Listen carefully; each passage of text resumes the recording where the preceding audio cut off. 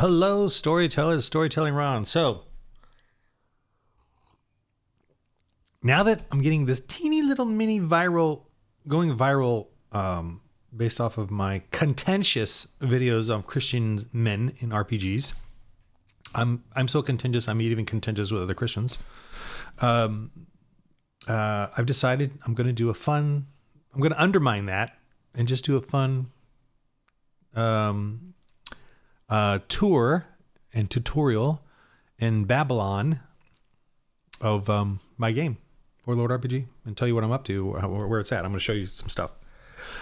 So here we go. Babylon is the city, and do you know that Linguis, the city of 1800 BC? Do you know in Babylon, babbling comes from Babylon, which is the city where God separated all the folks with the language, and everyone sounded like they were babbling to each other, and so he forced us to separate out and go populate the earth and not be this pagan thing that worshipped these ziggurats that you see all over the world. Do you know that linguists have never found a primitive human language? Never found that's something you learn in creation science. There is no primitive language. All languages are fully formed, you can run on sentences, full grammar, fully articulate any thought you want in that language. Even primitive tribes are just as whiny and complaining as you and I. They might not have the same modern terms of things.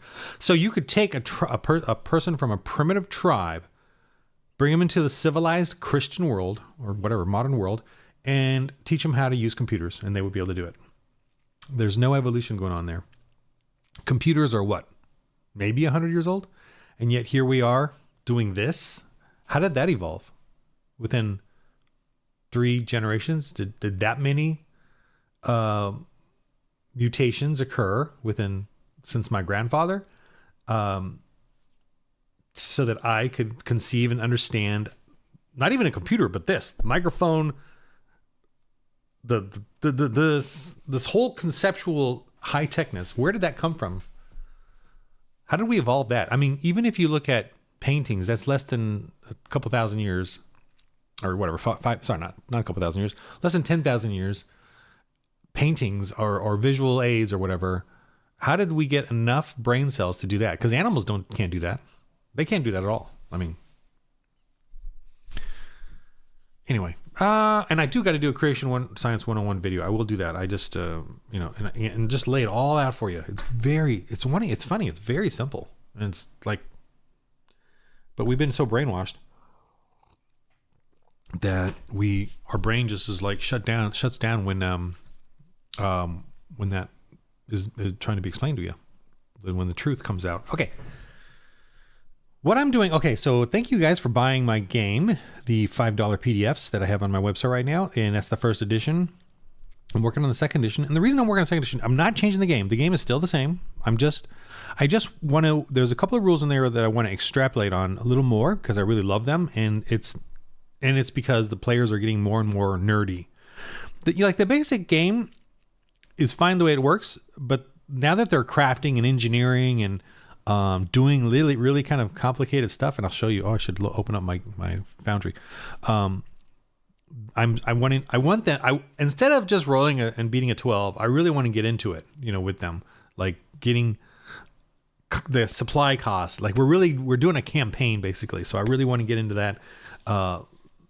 that deep stuff with them, because they're dedicated to the Christians in Space series. So I'm just extrapolating out the rules to have that, and I'll explain that here in just a sec. But the same rules, same die rank system and D4, D68, So you when you buy that first edition, it's got all that. And I'm gonna do an errata where all this extra stuff that I'm doing right now, and it's just an extrapolation of what I've have in the first one, will be more like those few pages will be there available. I actually think I'll probably make this one for free, the rule book, and then sell the settings for $5. I don't know, but they're all $5, so whatever.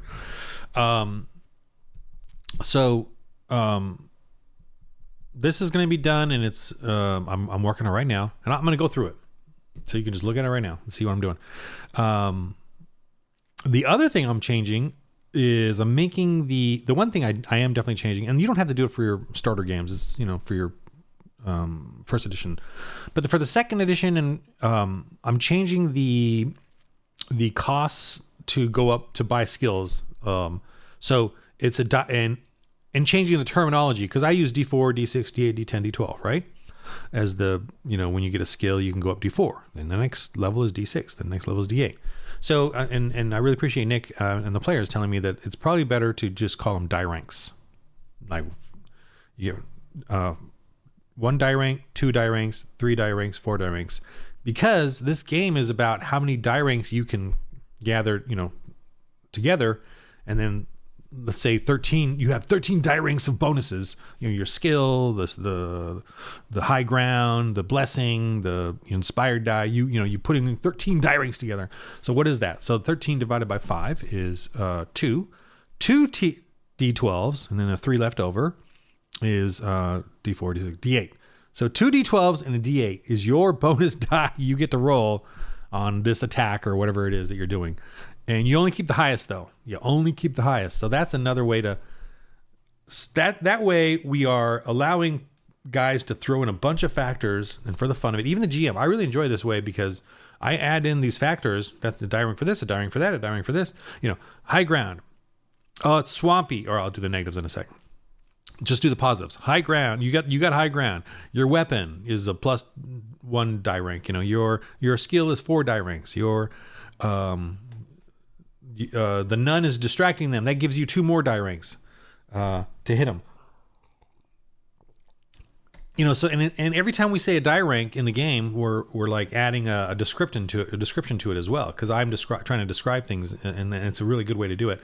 So they're adding up all their die ranks and getting ready to do their attack, and it goes quickly because most of them don't do all this that I'm saying, but usually they want to do they have a desperate first attack or something to try to get this over with, and they'll do that, and it's fun, and I really enjoy that. And what I really enjoy, though, is that the die ranks are really good for when they're trying to do other things that are not combative, like they driving the truck through the rubble. I'm like, okay, well, you can pick a number, say a number, but I kind of like it to be a little more random. So I'll say, the rubble is 2 die ranks of difficulty, because you're going through this crazy rubble, and then you got to go down the ramp, so that's 3 die ranks, because they got to boom. It's really dark, and you got a headlight, so that's good. I might give you die rank for that, but the darkness and the harshness of it, 4th die rank. So I'm gonna 4 die ranks is a D4, D6, D8, D10. I roll that. I'll just roll it right now for the fun of it.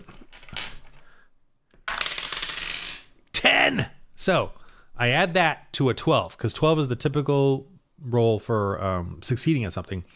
And if it was just flat ground or whatever, I would probably just let them go. Well, I wouldn't even have them roll. But a 12 is the normal roll to accomplish anything. And if it was just not flat ground, but if it was, say, in rubble that was straight and during the day, then that would be a 12. Not crazy rubble, but just rocks everywhere, and then they're trying to get somewhere. And I wouldn't do it if they're just trying to drive normally. It's trying to really get somewhere fast or trying to get through something dangerous or whatever. But a 12 is the normal roll, but I rolled a 10 because of all those factors, the rubble, the ramp, and the darkness going down, and I rolled a 10. So 22, they had to beat a 22 to get through there. Then, based on whatever they fell by, I'll do some damage to their vehicle. So it's not that they necessarily fail; it's that they will fail in something. They'll damage the vehicle. They'll, whatever. If they succeed over that number, great. They're down. I might even give them an extra bonus die ranks to the next roll because of their success. So that it's just another way of like really adding more and more to the story and the dice. It might be a bit much for new players, especially. So just stick with the D12 or the TR12. Just stick with that, and maybe as a GM, you can like add in 1 or 2 of these die ranks on your own just to enroll it for the difficulty. But you don't have to go crazy with this extrapolation that I'm doing. I'm doing it because I've been doing it for 45 years, and I love doing this and adding these little numbers. But in the game, you don't have to. You could just do a simple, it's a T14 to go down that ramp in the rubble. Just beat a 12. You failed. Okay, just take D6 damage to the vehicle. You can try again. You got stuck, but you can try again. Whatever, So that's fine. Okay. And another thing, if they fail at something, like I'll do like rations. It takes you a long time, so you need a break. Everyone needs some water. Use up some rations. Does anyone have any? So that's a good way for them to really be aware of their gear. When it's pretty common sense that they're going to make it down that ramp. I mean, as long as they don't roll a 1 and tip the vehicle over, and it's a tractor he had. But if they failed, then it's just taking longer. So you can do like that kind of thing. Okay, so For the Lord RPG, the rulebook. I'm basically the impetus of this doing the second edition right already is that in the first edition I had the Dark Ages, and I'm going to show you those here. I got them up here opened. I have the Dark Ages setting, which is like church history, really focusing on that. Whimsical, but like one of the players told me he thought it was, or a new player, he perceived us as being very whimsical or whimsical. I really like that. I am whimsical, even though I'm contentious. Then there's the APOC setting, which is, I love this. You can go Gonzo. You can do Savage World, Gamma World, whatever. And this is 2300 AD. So, the timeline here is that the Atheist Empire, you guys win. You atheists, you won. You won. You put us all Christians all in gulags. And all the wussy progressive Christians, they just surrendered to you and took on the state church you want to make them worship at. So you won in this story setting, okay? And you take up the world and you put us Christians in gulags and work camps, and then you guys go crazy because you find that you can travel to the stars in a matter of weeks, not billions of years. There's a time dilation type thing.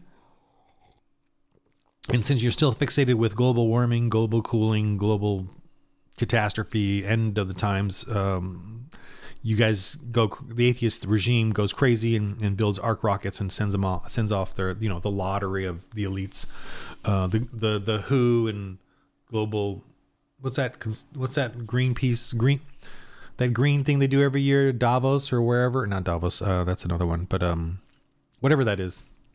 All those people get on these arc rockets and go to the stars around 2100 AD, and they nuke the Earth, or 2200 AD, and they nuke the Earth, wasteland, destroy it all. We don't, Earth is dead to us. They nuke it and kill everybody, all the fanatics that were serving under them, the slaves, the slave caste system that they had, and so we could do a total cyberpunk setting then. But 2300 AD is at 2200 AD, the world is destroyed, but guess what? The Christians in the prison camps survived. And so they survived for 100 years in bunkers. And now it's 2300 AD. And so they're going to have to go out. They decided that, the radiation is already, there's no millions of years half-life for radiation. Nope. Only exists in laboratories. They're lying to you about that. Radiation doesn't take millions of years of half-life. It only takes that because they have it in a freaking refrigerator in a lab with their little air-conditioned, wussy, soft-shouldered interns. Okay, radiation, radiometric dating. Put that outside. Put that outside in the sun, in the cold, in the heated pressure. Radiation will dissipate very fast. So I use when I tell kids, I do a creation tour at the museums. When I tell the homeschool kids to understand how they do dating methods, I do the ice cream theory, or I don't know what the term I use is. Ice cream. I use ice cream. You buy ice cream, you put it in the freezer. You buy ice cream, you put it on the sidewalk. Which one is older? Which one is older? Oh, the one that melted all the way. I'm sorry. The one that's in the, which one's going to last longer? The one in the freezer, obviously. And so there's, look, the half-life of that is 5,000 years, And the ice cream on the sidewalk, the half-life of that is, 5 minutes. So that's what they're doing. They're grabbing the number they need to grab to lie to you. And you want that number too. You want millions and millions of years. You want that number, even though it's a lie. Okay, so Apocalypse. This is the Apocalypse setting. It's very cool. I'm just going to tell you that. This one is the sci-fi one, and so 2500 AD. So after the Christians go out in the wastelands and re-Christianize the earth, finding all the survivors and all the crazy pagan world warrior, gamma world gonzo stuff. They finally make Earth a nice place with a republic, a federal republic. What do you know? Constitutional republic, because that's actually what we Christians believe. And churches are not part of the government, because we believe that too. But the society is a moral. Anyway, whatever. Okay, so 2500 AD, the Christians realized they need to go out to space now because of the atheists went out there and are terraforming all the planets and doing all that stuff and genetically modifying humans to be aliens. See, we got our aliens. And they also made killer robots, Terminators, and they also made Tyranids like Bio Dreads, which are bio bugs and scary Tyranid bugs. See, so we got it. And because the atheists just want to go out and terraform and power hungry, whatever. So they're out in space, and this is the game. Okay. So what I'm doing? Oh, so because I made those 3 games, I've been having a hard time with whenever I had an update, I'd have to go find, do it on all 3. And my updates would be so erratic and chaotic that I couldn't remember which one I did it to, when, and I wasn't organized in how I updated all 3 of them. I tried, and it's not that many pages, but I was like, man, I need to consolidate this, just one rule book. So if I have to do any sort of fixes, it'll just affect that one rule book. And so that's what I'm working on right now. It's just putting all of the vanilla rules into one section with a bit of info, and I'm changing it quite a bit. I'm not changing the game. I'm just changing the how, trying to explain. Like, this is new. Trying to explain it with a infographic. This is new. I took out some of the other stuff and put it in this. I now have changed. In the Dark Ages, it was called Secrecy. And in the APOC and Sci-Fi, it was called Technology. I'm now changed it to Cleverness. So that kind of covers both secrecy and technology. Although I put some of the secrecy stuff into awareness, like stealth, hiding is an awareness. And then cleverness is more of picking locks, technology, repair, proclivity to figuring things out. So basically a union worker, like a plumber, is cleverness because they know how to repair stuff. Got to figure it out. Okay.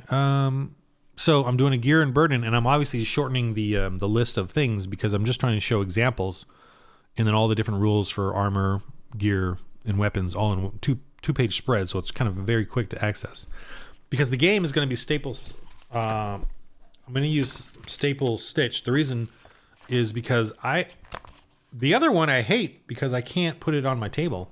I can't open it and just have it lay there. So it's kind of useless that way. The perfect binding. I like the Staple because I just feel like it's really handy and easy to use, and you have these 2-page spreads. The combat is going to be a 2-page spread, so it's very easy to have right there for you to look at. And it's almost like each of these 2-page spreads is a DM screen, for you. And there's only a few pages here. You don't even need that many. So the combat I just polished it from the first edition. It's kind of more polished and just using instead of using plus D4, plus D6, plus D8, I use now die ranks, plus 1 DR, plus 2 DR, plus 3 DR. I just refer to it that way. And the die ranks, I'm just using so this here, the game mechanics, I've refocused it to the die ranks and how that works for everything, for the tests, the resist arrest, for using skills, and for rolling the trial rating for the GM to increase the trial rating if you want to. You don't have to, especially if you're playing with kids and stuff. Or you could just say, instead of saying 12, if it's a difficult terrain, or you could just say it's a 14 or a 16. You don't have to go into the fun little die rank thing that I do now, which I really enjoy. But that should come later when you're used to the basics anyway. And then so this very basics of how you roll action in the game, or things they want to do, and then of course very more story driven and more intricate version of that, which has all this stuff. And it's, once you get it down, you don't even need to look at this, right? Once you understand the concept of it, you can just, that's a die rank, that's a die rank, that's a die rank. How many? Okay, 6 die ranks. Okay, so 6 die ranks. Every 5 is a D12. Okay, so that, and then 1 left over, else a D4. So you got a D12 and a D4. Add that to your roll. and see if you can, beat my. And I as a GM will do negative die ranks, or not negative, opposing die ranks. So, okay, so this is difficult. That's in your way. That's bothering you. You're wounded, so I'm gonna take some of that. That's how many that is that? That's 5 die ranks. Okay, I get a D12. I roll the D12, add it to the 12. I'm just 4, so 16. You got to beat a 16 now because you're hurt. It's this, it's that, and that. And I like doing that. Kind of listing off the die ranks because then it helps describe the situation, even for me as a GM, and it's common sense. What's this? What's this? What's that? It's neat. I like it. And that way you can do it right on the spot. You don't have to prepare, or the only thing I prepare is the assets. I'm going to show you this real quick then. So here's all right, let me do die rank results, and I'm going to show you the miniatures and the map pieces. Die rank result is another fun thing for crafting, engineering, upgrading, and for doing things that it's not just fail or succeed. It's by how much will you succeed or how much will you fail. So they were trying to drive this tractor into the watery swamp, and I'm trying to figure out how much they could get stuck or damaged, or they're actually trying to drive over this dead creature that they killed, which had acid. So I was putting all these die ranks on the difficulty of him driving over it, and he failed, and so he failed by a lot. So I knew how much he failed by, I damaged the vehicle, and that's kind of what this is all about here. So and those are just things that just recently happened, and which were the impetus of me going, I think I need to put that on here. So let me just show you real quick. Another thing that this game has to offer, and that is I give you map pieces. So you can see here, these are all printable or VTT, my little doodling, and you get all these. So you can make your own maps, and you can make your own spaceships. Let me show you. I'm just going to jump around. Here's my ship creation. These are all ships. See? So you literally can have a battle map of the ships, because they will, for instance, see, look at this. You're going to run around. This is obviously the bottom underneath, right? Bottom layer, top layer. So you can, and this is the ups and downs. You can move around. You can create ships using these pieces, right? I guess it's infinity, the amount of things you can do with it, and create different, and you can, use like this could be a life support, or it could be an engine. This is a hangar bay or workshop, big workshop, vehicle bay, another vehicle bay. These are like, so this ship is a whole like merchant hauler, that's what it's called right here, merchant hauler. And this is it. This is the stats for the ship. Very simple, very fun to do in sci-fi. The handling is this refers to the pilot has to roll above an 18 to do any cool maneuvers. So that's a high number, and that means it's very cumbersome, right? The ship.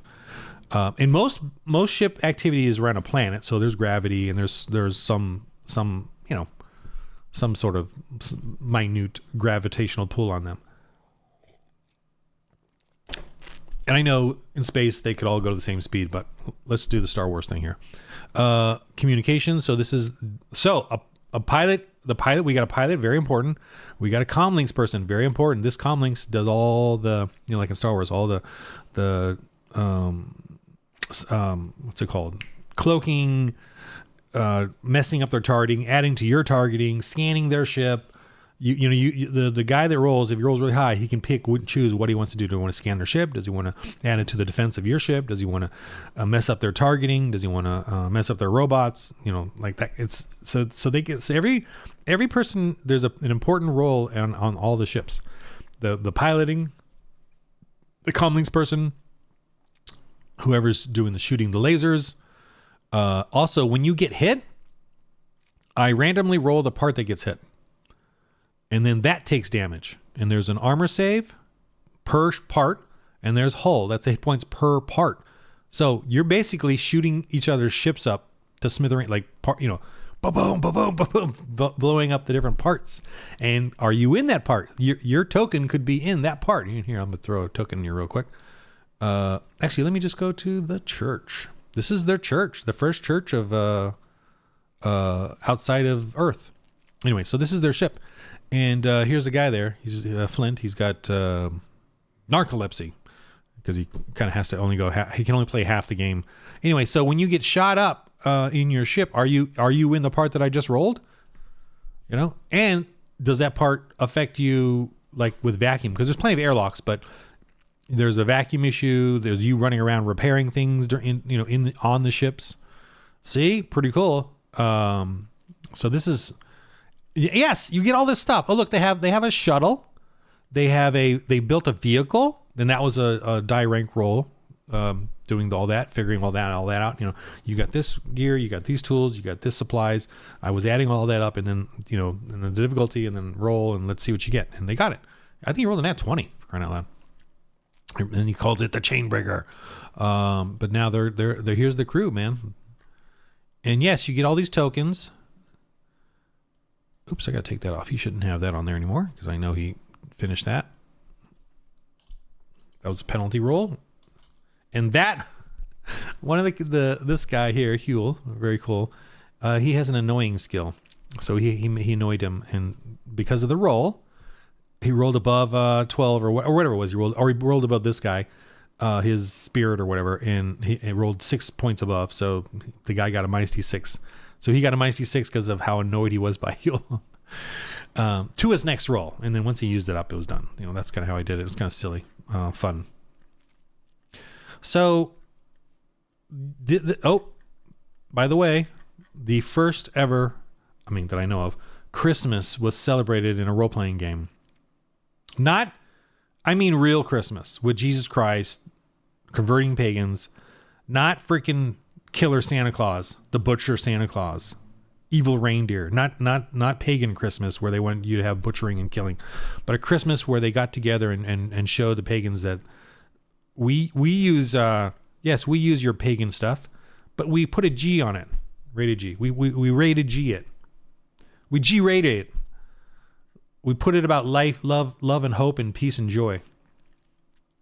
Not sexual exploitation, not butchering and killing, not sadistic Santa killer. Okay, that's not what we do. We do hope and joy and you gaining freedom from your own hatred and anger. Yeah, us Christians, we're horrible. Oh, I can't show that one. If my players are there, don't look. All right. So anyway, they're going through. Oh, they're going to, whatever. So this is the tractor they had. They drove that. I was explaining when they drove down this ramp here into the mine, and over here they had to drive over this dead creature, and there was acid and stuff. And again, it's very, and look at they just killed a dude here. And again, something like this, they fought him in the tunnel. So the tunnel constricting, I would add all these die ranks of difficulty that I described it as, there's rubble in the way, the tunnel's very constricting, and your flashing lights are really causing a difficult visual. So 3 die ranks of difficulty. I added it. Oh, plus the guy had a hard head, and that's all you could hit. You couldn't hit the rest of the body because he was, a worm in the covering. So I gave him 4 die ranks of defense, and I rolled it and added to his defense. And see, so it's kind of easy. It's kind of fun and easy to just do it that way. And the roll is kind of fun for me because then I don't have to pick a number, and everything I list off makes sense. It's a describer too. It's a descriptor, and so that really helps them and me understand the scene more when I break it down like that. And they can say, I don't think that's, whatever. So anyway, so this is all available on the website as far as the VTTs and the printables. And if it's not, email me. I'm kind of getting everything together again. But I'm really right now desperate to finish the second edition as far as getting the rules more consolidated so that you have this more advanced die rank thing here. It's advanced, but it's not that hard. I'm telling you, it's not hard. You just, once you understand, die rank here, die rank there, die rank there, let me roll. Okay, that's what you got to roll against. Okay. And you can pre-designate numbers. That's fine too. That's the simple way, and it's great. That's, especially with kids or whatever, you can do that way. Let me see what else. So there's the glory points. I basically just changed a couple things here from first edition. It is now, instead of 1 glory point to do the harder stuff, it's 2. And instead of 1 glory point to do the church, you get 3 glory points. Why? Because I've added this. Each die rank that you increase your skills or any of this stuff, is the glory point cost is based on the die rank. So if you're die rank 1, which is plus D4, that's 1 glory point. You want to go to plus D6, it's now 2 glory points. If you want to go to plus D8, it's 3 glory points. That's 3 die ranks. So that way, because what I found in the game was that they would spend 5 glory points and just go from D4 to D12, like go right up to the maximum for the normal glory points or die ranks. After that, it gets more expensive. And I was like, I want them to go gradually up in the each skill, so that they kind of can experience a D4 and then experience a D6 and then experience a D8, and I want them to kind of spread out their skills too and start going. So a bunch of little D4s here and there, and explore that. So that's where I adjusted that part. Everything else is the same. I got ship rules, vehicle rules, which is the same as the ship rules, which is the same as the human rules. So there's no, like in Star Wars, you have different human scales, but in here, no, they're all, you can go from a human to a ship as you're running through and play the same thing. You don't have to worry about changing it up. If a laser gun from a ship shoots, the human could get hit and get damaged badly. You can do it in Star Wars, but it's a little separated. So I got a bunch of ships in here. I guess a lot of this I'll take out of the rule book and just keep it in the Christians in Space and stuff in the APOC. But I'm going to have definitely the basic rules in the rule book so that it's I just got to figure that out now. It's like, I got to figure this out. But a lot of this stuff is specifically for the sci-fi and not for the rule book. So the rule book is really kind of like a GM reference book, like a GM charts, basically, is I guess what I need to think of it as. And then the games will have all the weapon list, gear list, weapons list, ship lists, vehicles, creatures, and all, and the settings. Okay. Whew, I'm tired. Now I need to work on finishing this. Really getting it to be a cool reference booklet that you can have for every game setting. And then you have a separate little booklet for each setting. So the Dark Ages one is the Dark Ages one is really about church history and really trying to get you and your kids and your family and your brothers in Christ and sisters. I'm doing a specifically male oriented thing because just to stick it to the woke. It's really about, like, I'm not trying to do fantasy. I'm not trying to do, like a guy mentioned, D&D. I don't want to do D&D just yet because I really think we need to get back to this. We need to go back and start studying church history, our fathers that built the church, whatever, church fathers, and just get back into their minds, like read their stuff and see what adventures they had, and extrapolate out. I would say, fantasize or make it more grim, but go back to what happened back then and check it out and look for stuff. And I'm too going to try to do that. Of course, I want to work on some other settings that, like because of that, I'm going to do this one. This is church history to us. I mean, this is Christians fighting slavery, with very little gratitude from the world. I don't know if any gratitude from the world, especially today, for ending the slave trade. Of course, now the slave trade's back. Pagans just want slaves. Got to have their slaves. And then this is the APOC book. What was I getting at? So the APOC one is for just fun gonzo, and still evangelism. You're still evangelizing. You're still planting churches in a gonzo world, and you're creating every surviving settlement out there, survivors. You can create some gonzo pagan thing. You can use today's ideologies for it as well. I mean, you can make crazy weirdos, which is like today's crazy weirdos, and put them in there. Each tribe has their weird, oppressive, pagan, human sacrificing, enslaving wackiness. And the Christian Space one, what's funny is I print ordered the first edition, like 25 books of each, just because I wanted to. And now I'm gonna have a bunch of these sitting around. But whatever, that's fine. I'll probably send them out to my players, to just for them to have. They can utilize, or because it's the same rules except for the errata, and I'll do an errata for that. Okay, I'm gonna get to work. I need to get to work back on this. So I thought I would just calm down my viral video algorithm that's going on crazy over here, and I'll do like a response to all those comments. I'm getting a lot of comments on some of these videos, which is cool. I'll do a video on comments, but I want to kind of get into my game mode. Today's Wednesday. Could have a Dark Ages game going today if some of you would jump in, you Christian men. I only got one guy right now wanting to do it, and I can't find anybody else. So if you would like to join in from full, all right. If you'd like, my dog's barking out there. If you'd like to join in, I'm living in Hollywood, and there's it's getting way more crazy homeless people, way more than ever. I've been here 25, 30 years. It's getting ridiculous. It's policy. It's done on purpose. Don't get me started. Anyway, so my dog is just going crazy because they keep walking up and down the street. Weirdos. You can tell who they are too. So what am I talking about? Oh yeah, Wednesdays, Dark Ages. So if any of you are Christian men and women, Christian men who want a fellowship, think about doing your own ministry in the RPG culture, please take my stuff and run with it.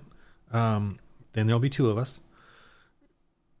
If you want to check out a Dark Ages setting and work on your evangelism, fellowship, edification, I'm a Christian, Calvin, conservative, creation science dude. I go to Grace Community Church under Pastor John MacArthur. So that's where just to let you know. Anyway, so I'm having a wonderful time isolating myself, like chaff, separating myself from the chaff. And I'm doing an RPG where I get everything. I get everything they have, but more, way more. I get Christ. I get Jesus in this. And it is freaking fun. It is fun. Of course, I have to play the pagans because I'm the GM, but it is fun. And I get to play the pagans that they convert. That is way cool.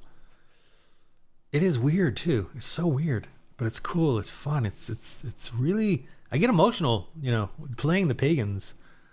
I get very whimsical when I'm playing the pagans that counter what they say. And then when they convert someone, I get, I'm trying to like get cool about it, but it's so cool. It was funny too. He was trying to, he gave two like Union guys on this planet, like a Tatooine planet. And one of the players like tried to go up and talk, give them food, like lunch break, cause they're like Union workers. And then he tried to do the gospel to them, and I had to play them. So I'm like, what is he talking about? What the heck? Who, what are you doing? No, we're just on a break. And then I think he rolled a nat 1. So then I made them just like, I didn't want them to go violent because it really wasn't part of the story. They just like laughed at him and mocked him and walked off, and this is dumb, like they did that kind of thing. But it was kind of fun though. It was fun for that kind of experience. And then for them to try to figure out what to do. And they sold slave crates on that planet. Why? Because they were trying to figure out what the culture of that planet was to deal with the locals. And they saw how bad it was, the slavery, the paganism, but they didn't just go out and start fighting. See, that's another thing. It's teaching us Christians how missionary work is. It's about compromising and joining with the culture first and doing their stuff, their slavery and their stuff, trying to figure out what's going on, dealing with that first before converting them.